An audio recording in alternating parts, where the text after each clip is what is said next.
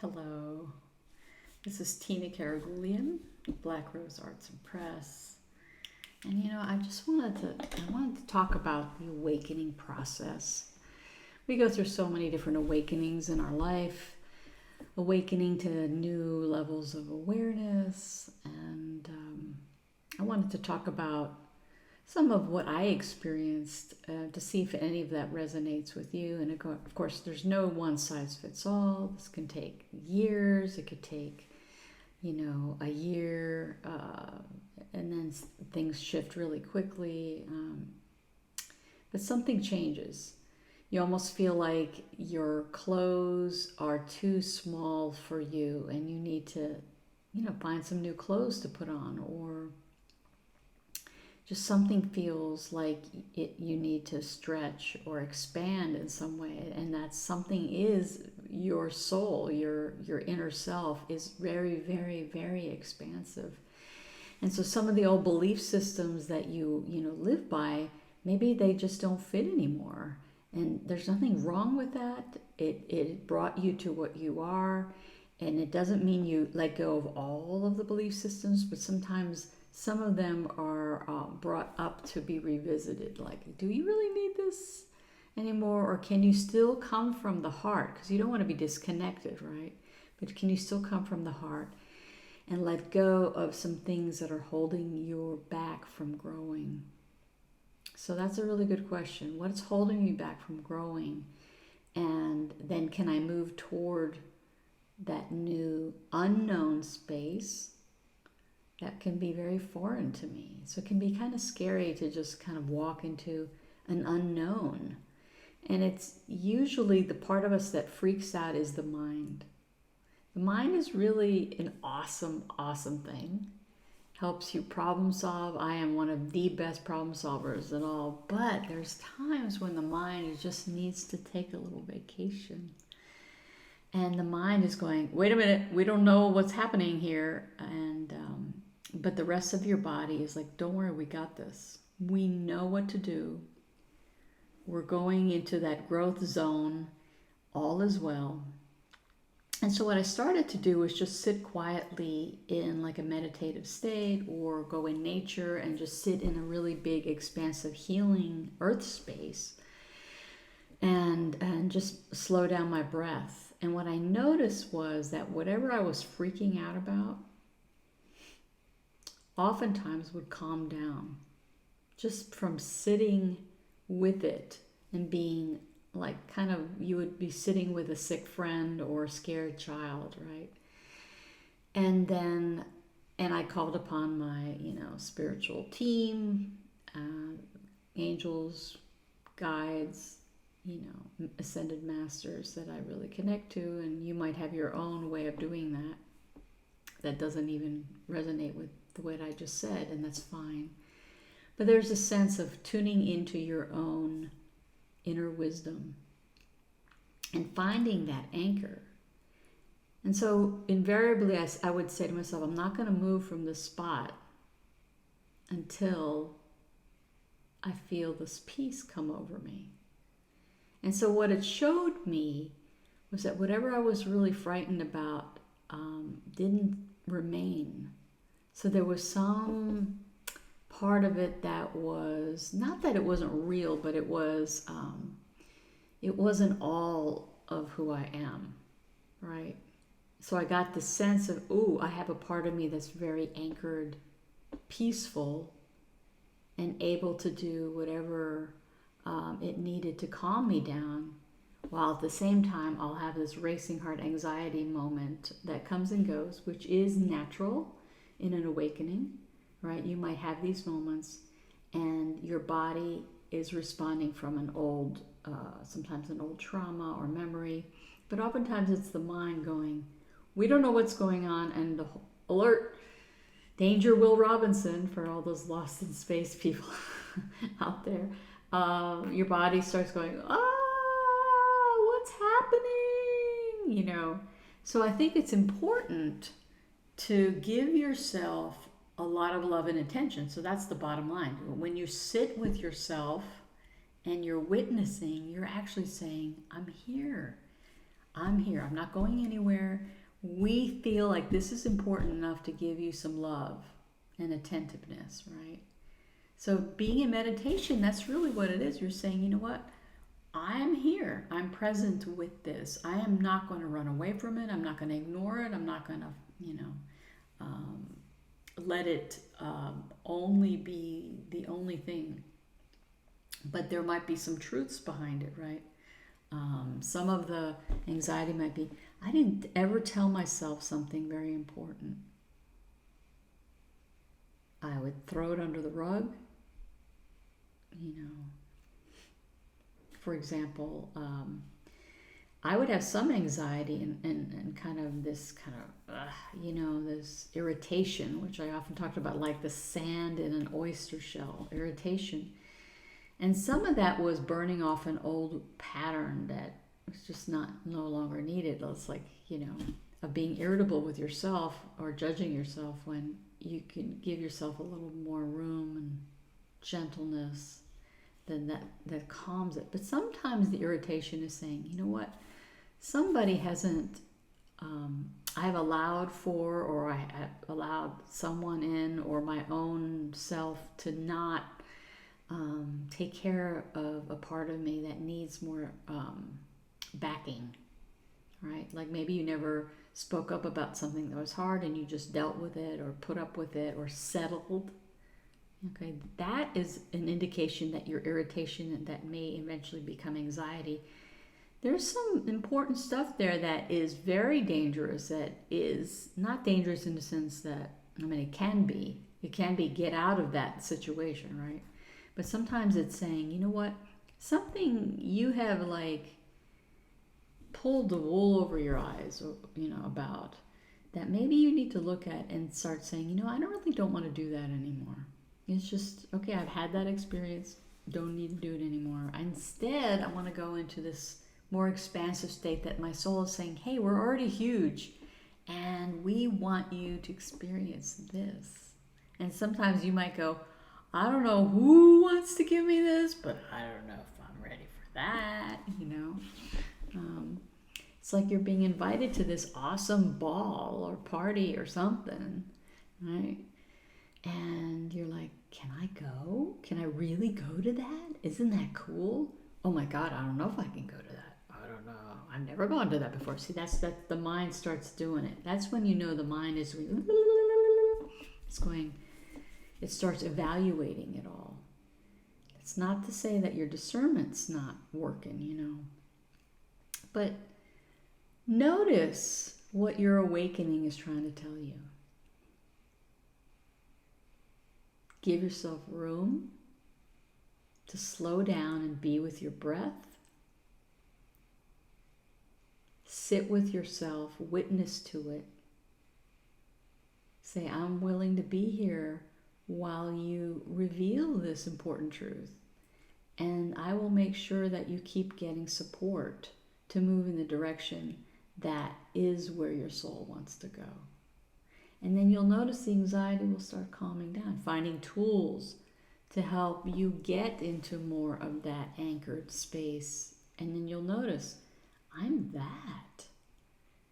And the anxiety doesn't last. It doesn't last. Now, you may have some grief, don't get me wrong. There's grief in an awakening too, grief about an old life that you left. And that does take time, and there's no rush to it, That might be a deep emotional connection that is being untangled for you. I like to think of our souls during an awakening untangling us from what we don't need anymore. And some women get hot flashes, right? And some men do too. You might feel some heat coming as you're burning off this thing that is untangling you. And you can't rush it, all right? So I just want you to be gentle with yourself, because for a long time I thought, man, I'm looking pretty crazy now. Yep, I don't know. Looking kind of whacked. I remember I went to a heart doctor because my heart rate went up to some scary high number when I was on working out at the gym. And I was on one of those machines and it was like, whoa, it's like so high. I'm like, okay, that's just not normal. It's never been that high. And I thought, am I having a heart attack? Is there something wrong with me? And of course you need to get it checked out because sometimes it is something very physical that needs to be attended to. But sometimes your awakening will affect every aspect of your life, mentally, emotionally, spiritually, physically. And you may feel dead inside. You may feel lost, like someone put, like you're in some dark place, or you feel really disconnected. So these are some of the different aspects of what you might feel. But the heart racing eventually went away. I had a heart monitor on me. We did all the testing, and there's like nothing's wrong with you. You might have a panic attack that is related to just you letting go of a person or a life or a way of being. And the longer you sit and love on yourself or allow some tools to help you slow down, the easier it will be over time to be able to go, you know what, I can do this. Like this, there's something to this process.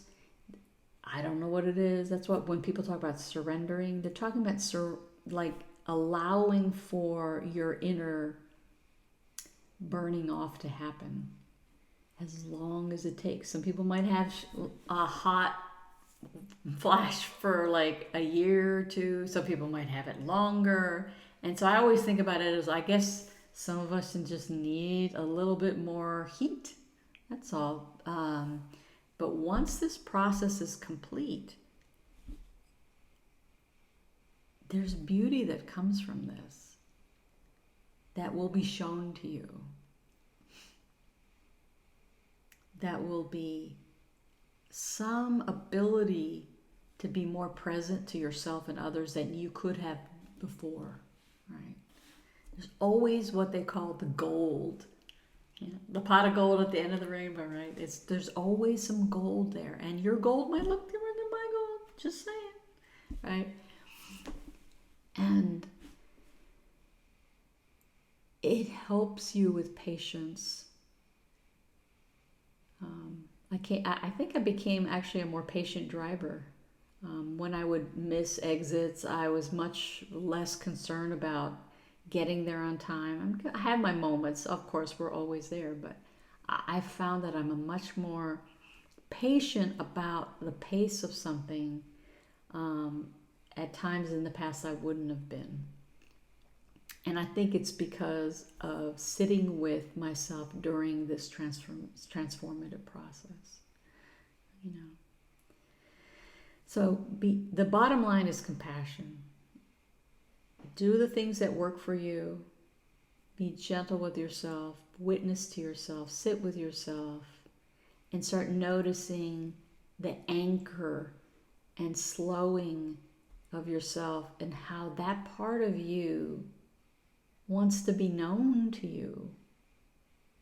It's not an accident that a lot of traditions have mystics that speak from the heart, like Rumi, and all the Christian mystics too. There's a sense of the beloved. The beloved is this beautiful, sacred, loving part of you that's inside that